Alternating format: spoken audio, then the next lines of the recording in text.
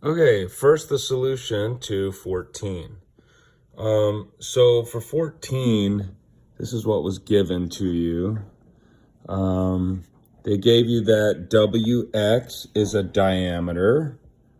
Wait, WX? Wait, WY, sorry. They gave you that WY is a diameter.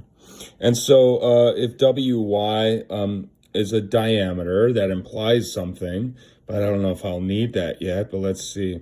They also gave me that this arc WX is 50, okay, and that this angle here is 120. So if this angle is 120, then this would be 60 because these are a supplemental pair, right?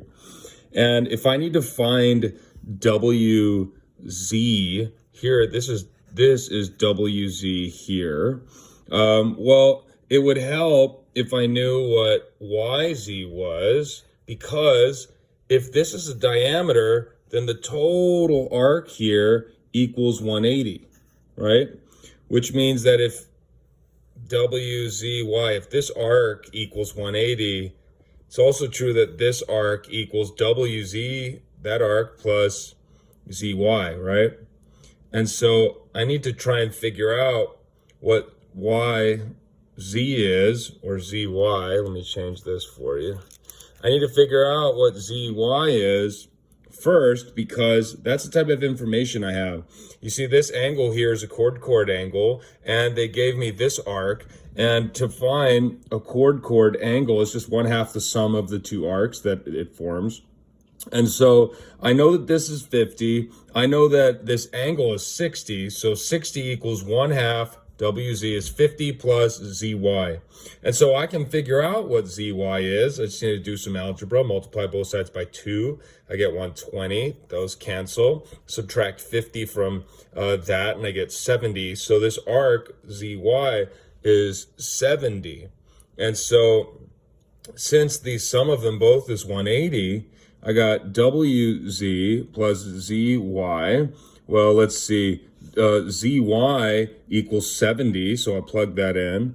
And I know the total is 180, and I could solve for WZ then by just, subtracting 70. That's what WZ is, 110. And then for 17, it's a weird problem because you need to find, let's see, what did they give you? You need to find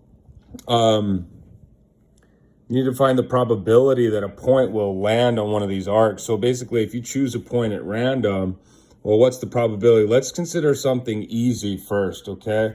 So look at this arc here, IAN. Because this is a diameter, this is a semicircle, right? And so there's 180 degrees in here. So what's the probability that the point would be on this side versus that side? Well, probability is 1/2 because there's 360 degrees in a circle. And so to find all of these other little arcs that they were asking us to find, well, we need to find the individual measures of the arcs. Well, if this is a central angle, that would make this 70. And what else did I know?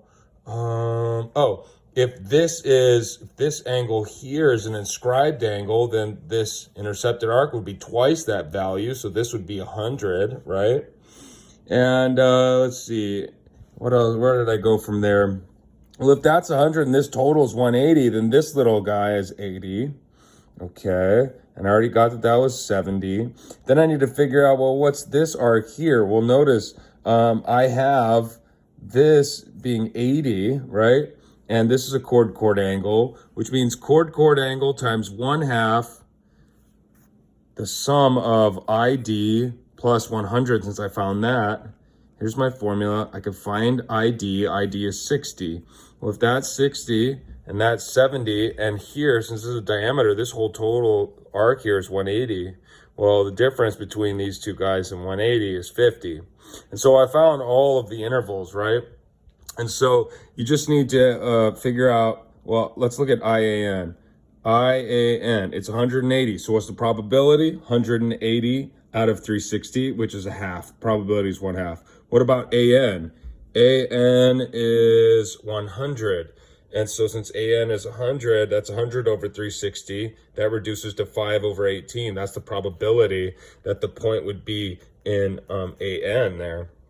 Same for ID. Since ID was 60, that's 60 over 360. The probability is 1/6 that it would be in ID.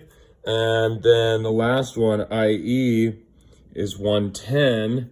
IE, yeah. Here's IE. Okay, IE.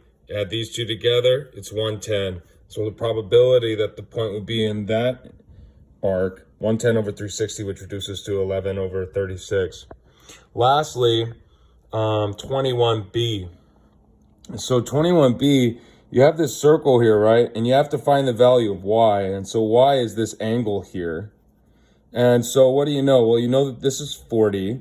This is a central angle, which means that this arc is 40. But if you need to find what this angle is, you need to find information about the angles of this triangle.